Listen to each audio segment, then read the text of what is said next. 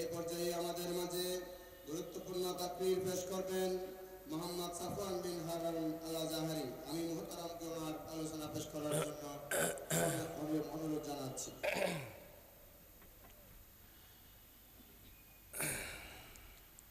আসসালামু আলাইকুম ওয়া রাহমাতুল্লাহি ওয়া বারাকাতুহু।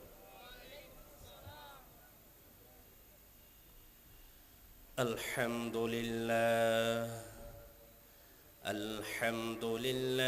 নাহমাদুহু ওয়া নাস্তাঈনুহু ওয়া নাস্তাগফিরুহু ওয়া নু'মিনু বিহি ওয়া নাতাওয়াক্কালু আলাইহি ونعوذ بالله من شرور أنفسنا ومن سيئات أعمالنا من يهد الله فلا مضل له ومن يضلل فلا هادي له ونشهد أن لا إله إلا الله وحده لا شريك له ونشهد أن سيدنا وحبيبنا ومولانا محمدا عبده ورسوله الذي أرسله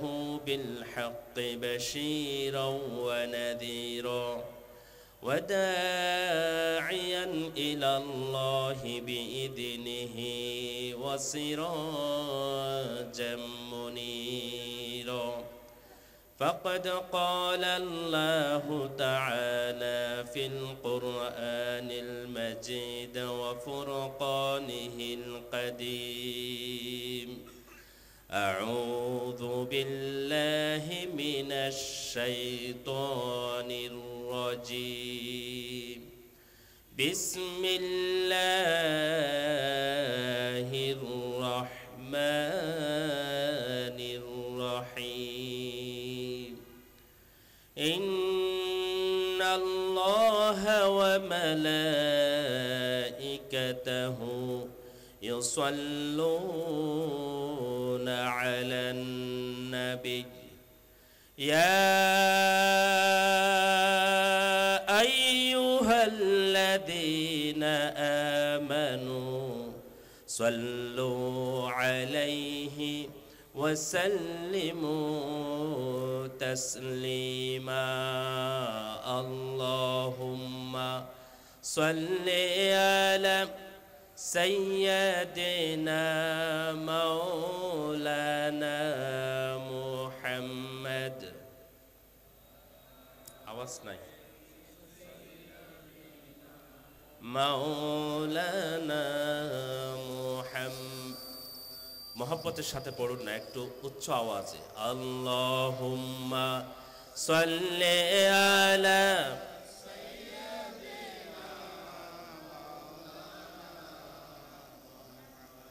ওয়া আলা আলি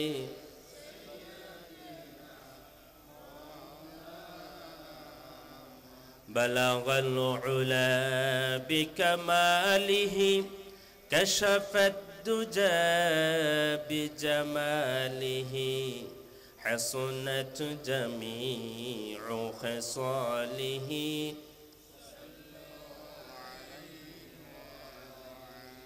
رہ گیا رسم عطا روح بلالی نہ رہی فلسفہ رہ گیا تلقین و غزالی نہ رہی بلغ العلا کشف الدجى بجماله حسنت جميع خصاله ادا کر شکر اے انسان محمد نام لے لے کر ارے محمد لے گئے انسانیت کو عرش اعلی پر بلغ العلا کشف حسنت جميع خصاله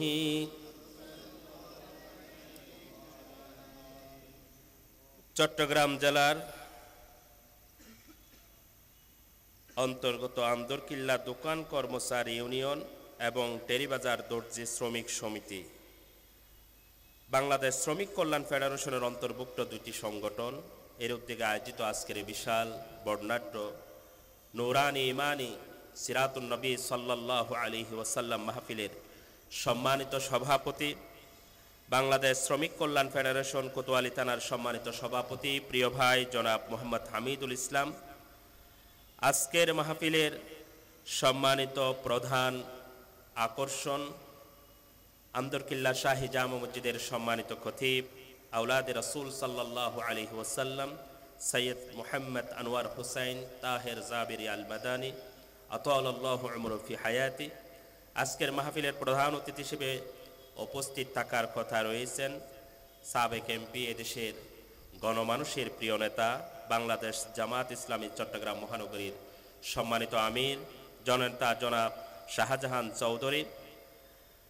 আমার পাশেই যিনি বসে আছেন আজকের মাহফিলের সম্মানিত বিশেষ অতিথি বাংলাদেশ শ্রমিক কল্যাণ ফেডারেশন চট্টগ্রাম মহানগরীর সম্মানিত সভাপতি এবং কেন্দ্রীয় সাধারণ সম্পাদক আমাদের প্রিয় বড় ভাই জনাব এস.এম. লুৎফর রহমান সাহেব।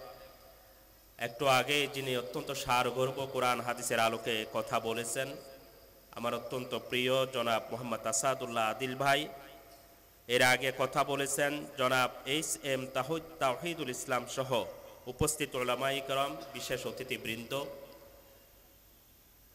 আন্দরকিল্লা এই অঞ্চলে যত ব্যবসায়ী বন্ধুগণ আছেন, শ্রমিক জনতা রয়েছেন এবং আমার সামনে ইসলাম প্রিয় তৌহিদি জনতা, আমি আবারও সালাম দিচ্ছি, আসসালামু আলাইকুম ওয়া রাহমাতুল্লাহি ওয়া বারাকাতুহু। আল্লাহ সুবহানাহু ওয়া তাআলার দরবারে শুকরিয়ার সুজুদ পেশ করছি যে আল্লাহ রাব্বুল আলামিন আমাদেরকে অত্যন্ত মেহেরবানি করে আজকের এই বর্ণাঢ্য মাহফিলে উপস্থিত হওয়ার তৌফিক দান করেছেন। আমরা মনিবের দরবারে হৃদয়ের সমস্ত আকুলতা বেকুলতা মিশ্রণ করে, সমস্ত আবিলতাকে দূর করে, রাতের নিস্তব্ধতাকে ভঙ্গ করে, আকাশ বাতাস কাঁপিয়ে আল্লাহ রাব্বুল আলামিনের শুকরানা নাজরানা পেশ করি। সকলে পড়ি আলহামদুলিল্লাহ, আরো জোরে সরে বলি আলহামদুলিল্লাহ। রব্বানা লাকাল হামদ হামদান কাসীরান তাইয়িবান মুবারাকান ফীহি লাকাল হামদু কামা ইয়ানবাগি লিজালালি ওয়াজহিকা ওয়া আযীমি সুলতানিকা। আমরা আল্লাহর শুকরিয়া আদায় করলাম যিনি আকাশের মালিক, জমিনের মালিক, আমাদের হায়াতের মালিক, আমাদের প্রতিটি মুহূর্তের মালিককে, আমাদের প্রতিটি নিঃশ্বাসের মালিককে। যারা আল্লাহ শব্দ বলতে পারতেছেন না তারা কি আরো জোরে বলতে হবে, আমাদের প্রতিটি নিঃশ্বাসের মালিককে। আচ্ছা, এই নিঃশ্বাসের হিসাব কি আল্লাহর দরবারে দিতে হবে?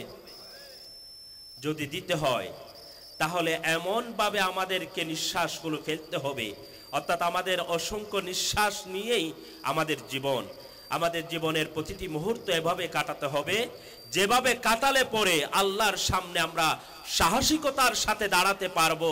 আল্লাহর রব্বুল আলামিনের পক্ষ থেকে নাজাতের ফয়সালা হবে, জান্নাতের ফয়সালা হবে, এমন ভাবেই তো আমাদের জীবনটা কাটানো দরকার। জোরে বলুন ঠিক কিনা?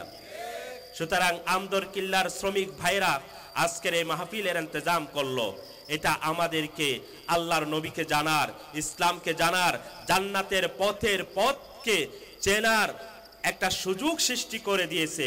সুতরাং এটাকে গনিমত হিসেবে মনে করে সব ব্যবসায়ী ভাইদেরকে ব্যবসা বন্ধ করে দিয়ে এই মাহফিলে উপস্থিত হওয়া ওনাদের আমাদের সবার নৈতিক দায়িত্ব। জোরে বলুন ঠিক কিনা? আপনি প্রতিদিনই তো ব্যবসা করেন, প্রতিদিন ব্যবসা করি না আমরা কি আজকের একটি দিনের জন্য, আজকের এই কোরআন এবং সুন্নাহর আলোকে যে আলোচনা হবে সেগুলো শোনার জন্য, নিজের জীবনকে বরকতপূর্ণ করার জন্য, জান্নাতের পথকে চেনার জন্য নিজেদের জীবনের কিছু কিছু সময় তো আমাদেরকে আল্লাহ দ্বীনের জন্য কাটাতে হবে, জ্ঞান অর্জনের জন্য কাটাতে হবে। ইতিপূর্বে যারা আলোচনা করেছেন আমি দেখেছি আমাদের প্রিয় আদিল ভাই কথা বলেছেন, কোরআন এবং হাদিসের বাইরে একটি কথাও বলেছেন কি, অত্যন্ত চমৎকার তিনি কথা বলেন। সুতরাং এই কথাগুলো আপনি এমন অনেক মাহফিল আছে, সেই মাহফিলে গেলে শুরু থেকে শেষ পর্যন্ত 2-4 জন আলোচকের ওয়াইজের ওয়াজ শোনার পরেও আপনি 2-1টা সেখান থেকে শিক্ষা গ্রহণ করতে পারবেন না। হ্যাঁ পারবেন, যে গালি দেওয়া, আরেকজন হুজুরকে কি বাস দেওয়া, হ্যাঁ কাফের বানিয়ে দেওয়া, ইহুদিদের দালাল বানিয়ে দেওয়া, হ্যাঁ আছে কি নেই? এমন মাহফিলও আছে। এদিকে গালি দেয় আর কিছুক্ষণ পর সালাতুনিয়া রাসূলুল্লাহ আলাইকুম, সালাতুনিয়ার বিরুদ্ধে বলতেছি না। এখন আপনি বললেন একজন মানুষকে গালি দিলেন, আমি এরকম ওয়াজ দেখছি ফেসবুকের মধ্যে, হ্যাঁ ওনার নামের আগে অনেকে ডুম শব্দটা ব্যবহার করে, কথা বুঝছেন? উনি গালি দেয় আর সবাই সুবহানাল্লাহ বলে, আলহামদুলিল্লাহ বলে। কি আশ্চর্য বিষয়! গালি দেওয়া এটা কি রাসূলের সুন্নত? কি বলেন? রাসূল সাল্লাল্লাহু আলাইহি ওয়াসাল্লাম নিষেধ করেছেন কোন মুমিনকে গালি দেওয়া যাবে না, এটা মুমিনের উচিত নয়। আপনি যাকে গালি দিচ্ছেন তিনি কষ্ট পাচ্ছেন। আল মুসলিমু মান সালিমাল মুসলিমুনা মিন লিসানিহি ওয়া ইয়াদিহি। আপনি মাহফিলের মঞ্চে বসে আরেকজন আলেমকে গালি দিচ্ছেন, নামকে বিকৃতি করতেছেন, যেটা কোরআন শরীফে সরাসরি নিষেধ, নামকে বিকৃতি করা যাবে না। অথচ আপনি আল্লামা শফি রহমতুল্লাহ আলাই নাম কখনো আল্লামা শফি বলে না, শৈফা বলে। বলছে কি বলেন? আমি কি মিথ্যা বলতেছি? আজুলেক কে শুনছেন না? এরকম ওয়াজে 30-40 হাজার টাকা আবার তাদেরকে হাদিয়াও দেয়া হয়, পাশাপাশি সবাই সুবহানাল্লাহ বলতেছে, মঞ্চে যারা আছে তারাও আলহামদুলিল্লাহ বলতেছে। কি বুঝে বলে? গালি দিলেও সুবহানাল্লাহ বলার পর আমার তো মনে হয় না ঈমানটা ঠিক আছে কিনা, কথা বুঝছেন? আর আমরা তো প্রমাণেই পেয়েছি তাদের ঈমান যে এত নড়বড়ে, এত নড়বড়ে, কারো সাথে লাগলেই ঈমান চলে যায়, ঠিক না ঠিক? অথচ রাসূল করিম সাল্লাল্লাহু আলাইহি ওয়াসাল্লাম ইহুদির দাওয়াতে সাড়া দিয়ে তাদের বাড়িতে গিয়েছেন, সেখানে সুযোগ বুঝে দ্বীনের দাওয়াত দিয়েছেন, তাদের সাথে মুলাকাত করেছেন, তাদেরকে মসজিদে নববীতে বসার সুযোগ দিয়েছেন। কিন্তু কোন সাহাবার ঈমান, রাসূলের ঈমান যায় নাই ইহুদি এবং খ্রিস্টানদের সাথে কথা বলার কারণে, তাদের মজলিসে যাওয়ার কারণে, অথবা তারা রাসূলের মজলিসে এসেছে অনেক কথা বলেছেন, প্রশ্ন করেছেন। কিন্তু কত দুর্ভাগ্য বিষয়, আমাদের দেশে এমন অনেক কমজোরওয়ালা ঈমান রয়েছে যে একটু করে বাতাস লাগলেই, একটু করে হাত লাগলেই ঈমান চলে যায়। জোরে বলুন, এটা কি সঠিক? এটা কি ইসলামের সঠিক মর্ম? তাহলে বোঝা যাচ্ছে তাদের ঈমান দুর্বল। ঈমান কি? আলহামদুলিল্লাহ আমাদের ঈমান এতটা সবল, ইহুদি এবং খ্রিস্টানের সাথে কথা বলবো, তাদেরকে দ্বীনের দাওয়াত দেব, দ্বীনের দাওয়াতে গান শোনাবো, এরপরও আমাদের ঈমান যাবে না ইনশাআল্লাহ। কারণ ঈমান আমাদের মজবুত। ঈমান আমাদের কি? আমাদের সব কিছুর পিছনে হৃদয়ের ভিতরে যে তামান্না, সেটা হচ্ছে তাদেরকে দ্বীনের পথে আনা, ঠিক না ঠিক? যারা ভিন্ন পথে চলে তাদেরকে দ্বীনের পথে আনা। সুতরাং আমাদেরকে বিষয়গুলো সতর্কতার সাথে আমাদের পথ চলতে হবে। সম্মানিত উপস্থিতি, আজকে আমি আলোচনার বিষয় নির্ধারণ করেছি কি কাজগুলো জান্নাতে যাওয়ার পথে বাধা সৃষ্টি করে। আমরা সবাই জান্নাতে যেতে চাই, ঠিক না ঠিক? কে কে যেতে চায় একটু হাত তোলেন তো। আলহামদুলিল্লাহ সবাই যেতে চায়, হাত নামান। স্কুলে ছেলেদেরকে ম্যাডামে জিজ্ঞেস করতেছে কে কে জান্নাতে যাবা, সবাই হাত তুললো, কিন্তু একজন কি হাত তোলে নাই। প্রশ্ন করলো তাকে, কিরে তুমি হাত তোলো নাই কেন, তুমি কি জান্নাতে যেতে চাও না?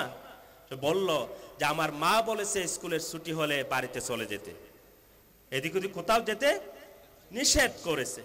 আমার ভাইরা, আমাদের সবার লক্ষ্য এবং উদ্দেশ্য হচ্ছে আল্লাহর সন্তুষ্টি নিয়ে জান্নাতে প্রবেশ করা। জোরে বলুন ঠিক কিনা?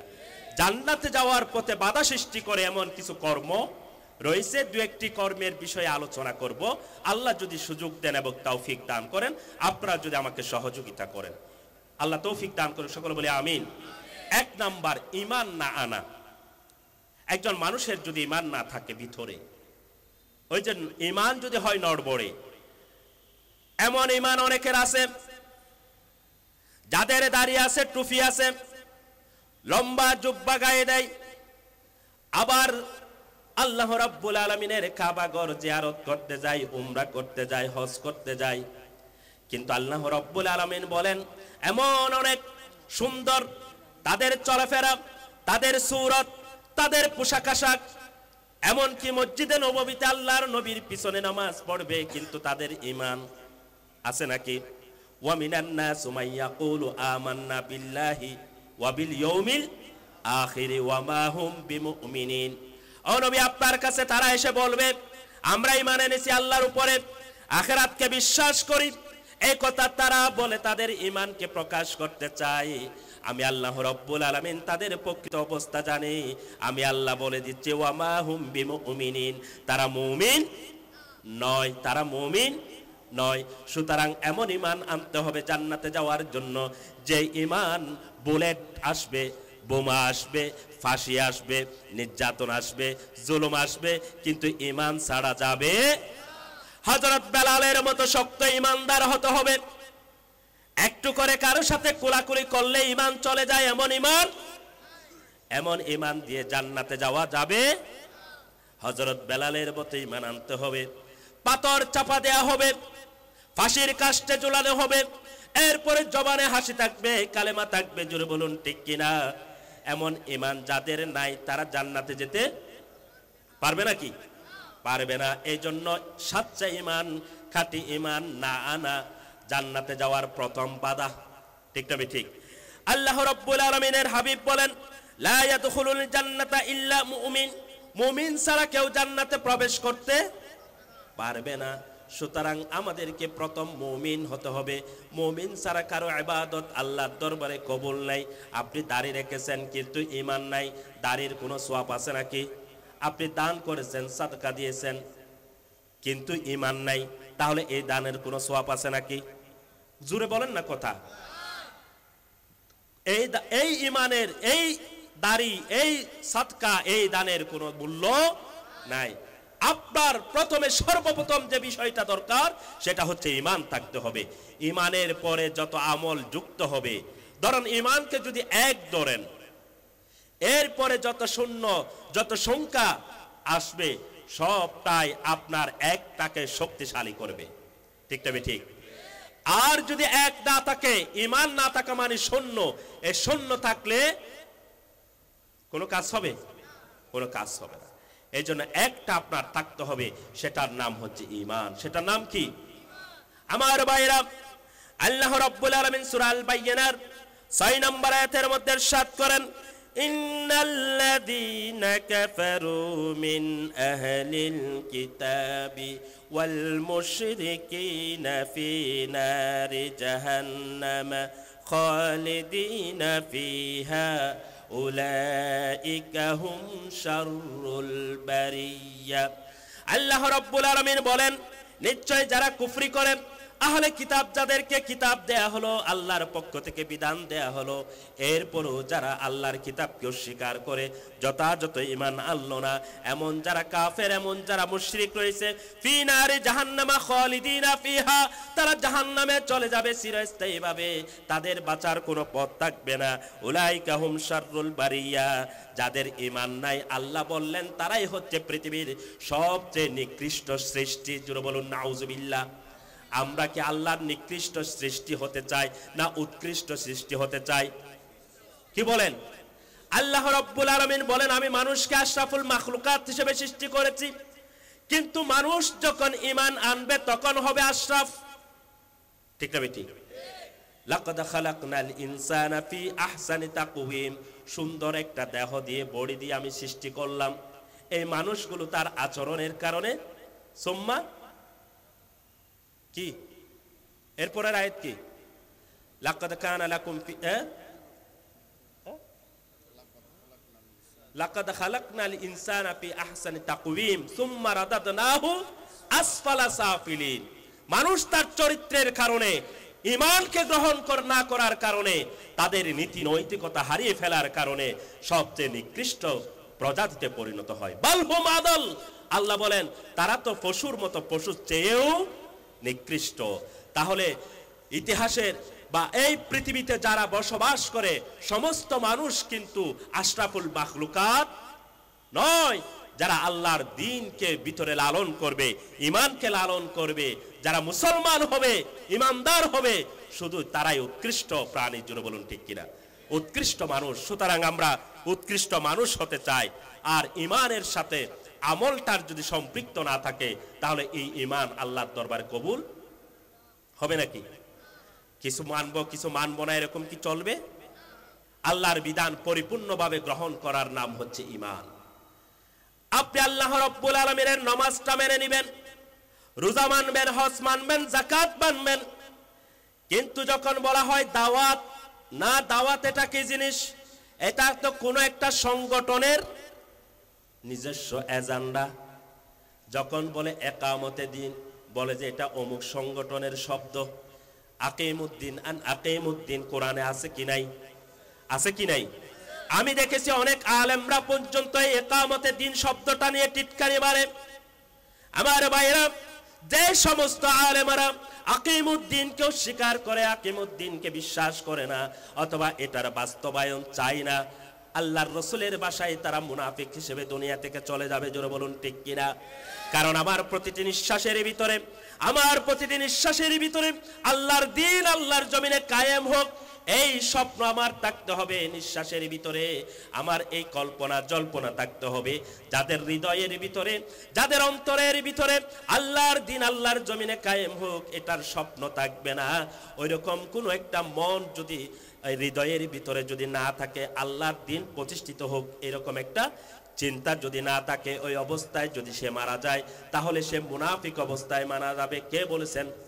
রাসূল বলেছেন। কে বলেছেন? রাসূল বলেছেন। অতএব আকিমুদ্দিনকে অস্বীকার করার কোনো সুযোগ, একামতে দিনকে অস্বীকার করার কোনো সুযোগ আছে? হুজুর আপনি তো আকিমুস সালাতটা বুঝলেন, আকিমুদ্দিন কেন বুঝেন নাই? হয়তো আকিমুস সালাত যদি প্রতিষ্ঠিত হয় আমার পকেটে টাকা আসবে, আকিমুদ্দিন প্রতিষ্ঠিত হলে আমার ব্যবসা বন্ধ হয়ে যাবে। ঠিক না ঠিক? অনেকের মাজার ব্যবসা বন্ধ হয়ে যাবে, ওয়াজের ব্যবসা বন্ধ হয়ে যাবে। ওয়াজের ব্যবসা আছে কি নাই? আছে কি নাই? 50,000 70,000 টাকা না দিলে ওয়াজ করতে আসবে না। 30-40,000 টাকা আগে পাঠিয়ে দিতে হবে, মঞ্চে ওঠার আগে বাকিগুলো দিতে হবে। ওয়াজ করবে 45 মিনিট, ঠিক না ঠিক? হয়তো 1 ঘন্টা ওয়াজ করবে, 40 মিনিট আওয়াজ করবে। এক আল্লামা দেলওয়ার হোসেন সাইদি রহমতুল্লাহ আলাইহি ছিল এই বাংলাদেশের বুকে, শুধু আল্লামা সাইদির কথা বলে এটাকে ব্যবসার পুঁজি হিসেবে গ্রহণ করে অনেক আলেম তাদের সময় পাস করে দেয়। জোরে বলুন ঠিক কিনা? এটা বলে জনগণকে আপনারাও ঠিক ঠিক বলেন, তারাও খুশি হয়, যাওয়ার সময় 50,000 টাকা দিয়ে দেয়। নাই? এরকম নাই? সুনির্দিষ্ট বিষয়ের উপর কথা বলতে হবে। মাহফিলগুলো যারা আয়োজন করে অনেক কষ্ট করে আয়োজন করে, 1 বছরের সাধনা। জোরে বলুন ঠিক কিনা? একজন থেকে 200 টাকা, 100 টাকা, 500 টাকা নিয়ে একটা মাহফিলের ইন্তজাম করা হয়। সেখানে কোরআন সুন্নাহর আলোকে একজন সালাত নিয়ে কথা বলবে, একজন জান্নাত নিয়ে কথা বলবে, একজন জাহান্নাম নিয়ে কথা বলবে, একজন রাসূল সাল্লাল্লাহু আলাইহি ওয়াসাল্লামের একটা দিক নিয়ে কথা বলবে। তাহলে মানুষ উপকৃত হবে, মাহফিলও সফল হবে। জোরে বলুন ঠিক কিনা? সেটা না হয়ে এদিক থেকে চিৎকার, ওদিক থেকে চিৎকার দিয়ে আওয়াজ করে মাহফিলের ময়দানগুলোকে আজ তছনছ করে দেওয়া হচ্ছে, মাহফিলের ইমেজকে নষ্ট করা হচ্ছে। তার যে নূরানি চাহিদা ছিল সেই চাহিদাটাও বিনষ্ট হয়ে যাচ্ছে। জোরে বলুন ঠিক কিনা? সুতরাং মাহফিলে বেফাস কথা বলা যাবে না। আমার ভাইরা, আল্লাহ রাব্বুল আলামিন বললেন যে ঈমান থাকলে জান্নাতে যাবে, ঈমান যদি না থাকে জাহান্নামে যেতে হবে। তাহলে জান্নাতে যাওয়ার পথে সর্বপ্রথম বাধা কি? ঈমান না থাকা। ঈমান কি? না থাকা। রাসূল করিম সাল্লাল্লাহু আলাইহি ওয়াসাল্লাম বলেন, মান কানা আখিরু কালামিহি লা ইলাহা ইল্লাল্লাহ দাখালাল জান্নাহ। কোন মানুষের জীবনের শেষ কথা যদি হয় লা ইলাহা ইল্লাল্লাহ, এটা বলার পরে নিঃশ্বাস ত্যাগ করলো, তাহলে সে জান্নাতে চলে যাবে। জোরে বলুন সুবহানাল্লাহ। আর এটা থাকতে হবে কলবের ভিতরে। কালেমাটার অবস্থান কোথায় হবে? কথা বলেন, কোথায় হবে? এটা কলবের ভিতরে হবে। এটার 3 ধরনের প্রকাশ। 1 নাম্বার হচ্ছে কলবের ভিতরে সেটা মজবুত হয়ে গেতে থাকবে। আপনার কলিজা ছিঁড়ে ফেলতে পারবে ইসলামের শত্রুরা, কিন্তু কলিজার ভিতর থেকে, কলবের ভিতর থেকে কালেমাটাকে আপনার থেকে বিচ্ছিন্ন করা কোনো সুযোগ নাই। এমন কলবের ভিতরে খোদাই করে ফেলতে হবে। 2 নম্বরে জবান এটা প্রকাশ করতে হবে। 3 নম্বরে কাজে কর্মে কালেমার আবেদনটাকে কি করতে হবে? প্রকাশ করতে হবে। আমি যে আল্লাহকে ইলাহ হিসেবে মানলাম, আল্লাহ আমার রব, তিনি আমার সব, আমার জীবন মৃত্যু যার হাতে, আমার সব কিছু হবে তার মতো করে। জুড়ে বলুন ঠিক কিনা? আল্লাহ বলেছেন এভাবে চলার জন্য। রাসূল করিম সাল্লাল্লাহু আলাইহি ওয়াসাল্লামের মাধ্যমে শিক্ষা দিয়েছেন। আল্লাহ দিয়েছে বিধান, রাসূল সাল্লাল্লাহু আলাইহি ওয়াসাল্লাম সে বিধান পালনের তরিকা শিক্ষা দিয়েছেন, পদ্ধতি শিক্ষা দিয়েছেন। তাহলে আল্লাহর নির্দেশনাগুলো রাসূলের পদ্ধতিতে বাস্তবায়ন করার নাম হচ্ছে ঈমান। জোরে বলুন ঠিক কিনা? তাহলে ঈমান কলবের ভিতরে থাকবে, ঈমান মুখে প্রকাশ করতে হবে, এরপরে কাজে পরিণত করতে হবে। ঠিক না ঠিক? এই জন্য মুসনাদ আহমদের 22003 নম্বর হাদিস, আল্লাহর নবী ইরশাদ করেন, মান মাতা ওয়া হুয়া ইয়াশহাদু আন লা ইলাহা ইল্লাল্লাহ ওয়া আন্না মুহাম্মাদান রাসূলুল্লাহ সাদিকান মিন কলবিহি দাখালাল জান্নাহ। যে মানুষটি মারা গেল আর সাক্ষী দিল আল্লাহ ছাড়া কোনো ইলাহ নাই, মাবুদ নাই, উপাস্য নাই, আর আমি মুহাম্মদ সাল্লাল্লাহু আলাইহি ওয়াসাল্লাম আল্লাহর রাসূল, এই সাক্ষ্যটা দিল সাদিকান মিন কলবিহি, অন্তর থেকে সত্যায়ন করলো, অন্তর থেকে সত্যায়ন করলাম। অনেক মানুষ, এটা কেন অন্তরের কথা বলা হলো? এর কারণ হচ্ছে অনেক মানুষ জবান দিয়ে শুধুমাত্র আপনাকে ধোঁকা দেওয়ার জন্য কালেমা পড়বে। ঠিক না ঠিক? কালেমা পড়বে, কিন্তু অন্তরের ভিতরে ঈমানদারদের প্রতি ঘৃণা আছে কি নাই? কিভাবে মুমিনদেরকে কষ্ট দেয়া যায়, কিভাবে মুমিনদেরকে জেলখানায় আবদ্ধ করা যায়, কিভাবে মাহফিল বন্ধ করা যায়। ঠিক না ঠিক? হ্যাঁ, মাহফিল করতে পারবা, কয়েকটা শর্ত আছে। কি শর্ত? তালিকা দাও, কাদেরকে দাওয়াত দিবা। তালিকা দেয়া হলো, এটা হবে না, এটা হবে না, এটা হবে না, নয় এরকম ইবে দয়বে মিটে মিটে হতা হয়, ইবে রাজনীতির হতা নহয়। জিবেরে মিটে মিটে হতা হয় দিবে রাজনীতির হতা নহয়, মানে ইবে মুনাফিকেরই। ইবে কি জুরহন নাইবে? কি রাজনীতি কি কোরআন শরীফে আছে না নেই? রাসূল রাজনীতি করছেন কিনা? একটি রাষ্ট্রই পরিচালনা করেছেন। এটাকে যদি আপনি রাজনীতি মনে করেন, এই রাজনীতি প্রত্যেকটা মুসলমানের জন্য ফরজ। জোরে বলুন ঠিক কিনা? যে আলেম এই কথা বলে না মসজিদের মিম্বার থেকে, মাহফিলের মঞ্চ থেকে, সে কখনো আলেম হতে পারে না, সে কখনো মুসলমান হতে পারে না। জোরে বলুন ঠিক কিনা? কারণ আল্লাহ রাব্বুল আলামিন বলেছেন, ওই ইমানদারগণ, তোমাদের ঈমানের পরিপূর্ণতার জন্য ইসলামের মধ্যে পরিপূর্ণ দাখিল হও। ঠিক না ঠিক? ইয়া আইয়ুহাল্লাযীনা আমানু দুখুলু ফিস সিলমি কাফা। ইসলামের ভিতর যদি রাজনীতি থাকে আর আমি হুজুরের সাথে সেই রাজনীতির সম্পর্ক যদি না থাকে, তাহলে ইসলামের ভিতরে আমি পরিপূর্ণভাবে ঢুকলাম। ইসলামে অর্থনীতি আছে কি নাই?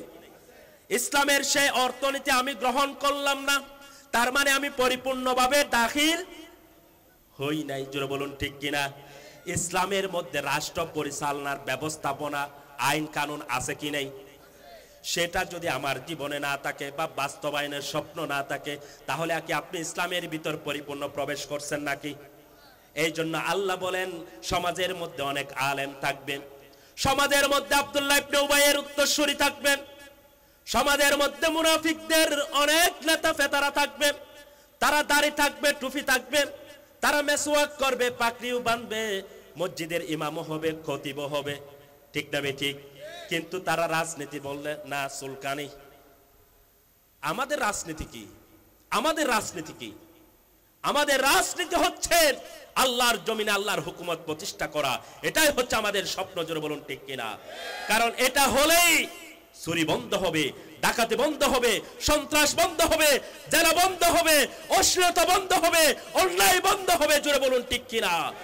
সকল অপরাধকে দাপন করার একমাত্র পাওয়ার আছে ইসলামের ভিতরে, অন্য কোন শক্তির ভিতরে নাই।